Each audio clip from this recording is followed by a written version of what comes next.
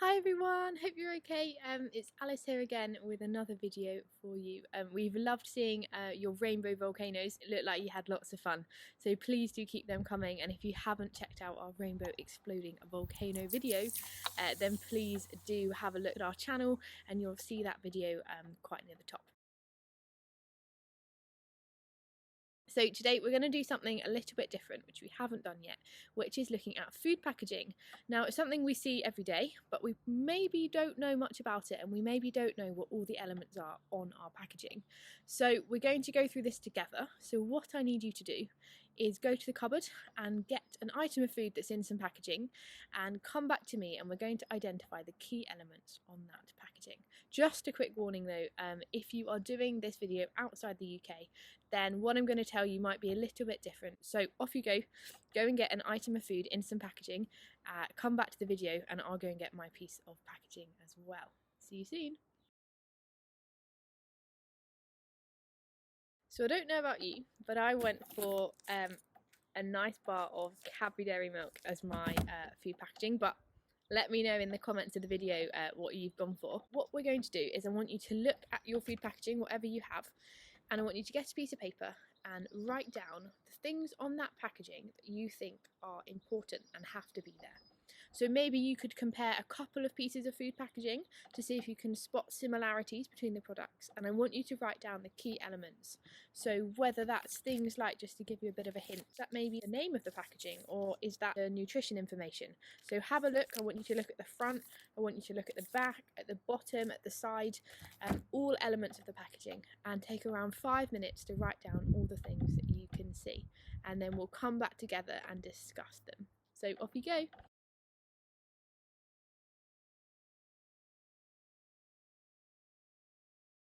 So it's a shame that I can't see your lists and what you've written down, but please do put them in the comments and let me know what you thought of.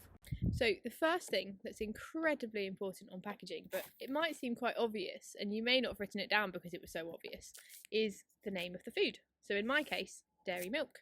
In the case of this, baking powder. And in the case of this tin, spaghetti rings in tomato sauce.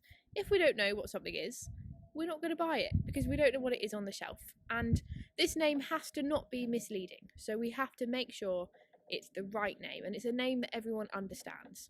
So the next thing is the ingredients list. So normally found on the back of the packaging in a list, and it's listed in descending order. So the ingredient that's used the most is at the top and the ingredient that is used the least, so for example flavourings, will be at the bottom. And you may have seen on your ingredient list that you have numbers that begin with an E. So on the back of my packaging I have E442 and E476, and they're labelled as emulsifiers. Now these E numbers are European food additives, so they add colour, they add flavour and they extend shelf life. They're just some of the examples of what food additives can do, and we're going to explain a little bit more about this in another video. But you have to label the food additives on the food packaging, and they have to tell you what they are and what their role is in the product. And you might have also seen on the ingredients that some of your ingredients are listed in bold or in a different colour or with an asterisk. So for example on mine, milk is listed in bold, and that's because milk is one of the 14 allergens that have to be labelled on food packaging. And for example, if I was to look at this tin of spaghetti hoops, wheat is labelled in bold on the back because wheat is another one of the 14 allergens, which we will now list on the screen for you, because that's point number 3, is that allergens have to be made visible to the consumer to check that nobody who has an allergy will eat something that contains a food that they can't. So on certain foods you may see the name of a food being mentioned. So for example on this pot of creamy tomato and basil soup, it's mentioned the words tomato and basil, which means that on the ingredients list it's got to give us the percentage of tomato and the percentage of basil. It tells me on here that there are 21% tomatoes and 0.19% basil. So you might have found that certain foods are mentioned in picture form or in word form on your packaging, and therefore you may have seen that you have those percentages on the ingredients list. On all foods we have to give the weight of the food, so you might have mentioned that one. So for example my bar of chocolate is 110 grams, And that's the same for drinks, that we mention them in millilitres or litres. We can also mention the weights in kilograms as well. So we've talked about point number 6 in another video, which is the use by or the best before date. So on my bar of chocolate on the back, we have a best before date of the 17th of January 2021. And on my tomato soup, we have a use by date of the 16th of May, and that's because this is a perishable item and the date is regarding food safety, so we have to eat it before then. Our chocolate will probably be okay in 2022. It might just have bloomed a little bit and maybe it doesn't taste as good.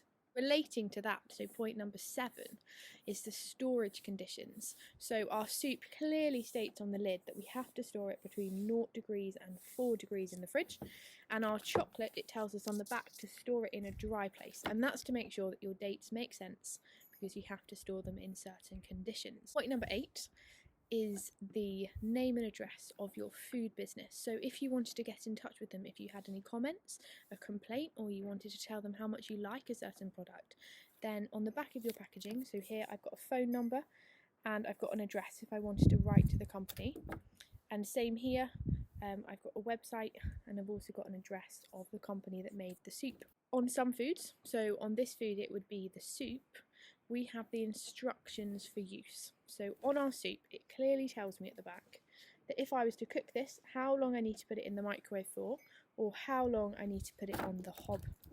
It's not going to be on everything. I don't need to do anything to my chocolate apart from opening up the packaging and eating it. So that's not important for that one, but it is important for anything that I cook. And it would be the same on the spaghetti. It tells me what I should do in the microwave and what I should do in the saucepan. So depending on what food you picked out, if you had meat or if you had fish, you may find that it says the country of origin, so the country it came from. So maybe that's British meat, maybe it's New Zealand lamb, and that will depend on the product. And we've got 2 more points to go through now. So point number 1, you probably didn't have on any of your packaging, and that is the alcoholic strength. If you had an alcoholic beverage, so a beer, and it has more than 1.2% alcohol, then you need to have labelled on there what your alcohol percentage is. And finally, very importantly, is the nutrition. So some of you may have seen, so for example on my chocolate bar, I have the amount of calories in a portion of the bar and what percentage that is of my recommended daily intake of calories. Or we may have different labelling, so on my chickpeas we've got traffic light labelling. So this is all nice and healthy. We've got green for calories, fat, saturated fat, sugar and salt. But if you look over at my bourbon biscuits, unfortunately we've got quite a lot of red showing us that it's quite high in saturated fats, fat and sugar. And then importantly on the back of your packaging you've got a table which gives you more detailed information of the calories, the fat, the saturated fat, the carbohydrates, the sugars, the fibre, the protein and the salt, and that can give you an indication of how much of each of those nutrients we have per 100 grams and also per portion, and it can show you what foods are high in sugar, high in fat or high in salt, which are the key nutrients that we need to be cutting down on. I hope that all makes sense, and the next time you're out shopping or you pick up some food packaging from the cupboard, it will allow you to understand what your food packaging is telling you. So do feel free to let us know any questions, or if you see anything on food packaging that you're not sure about, please do let us know with the details. Bye!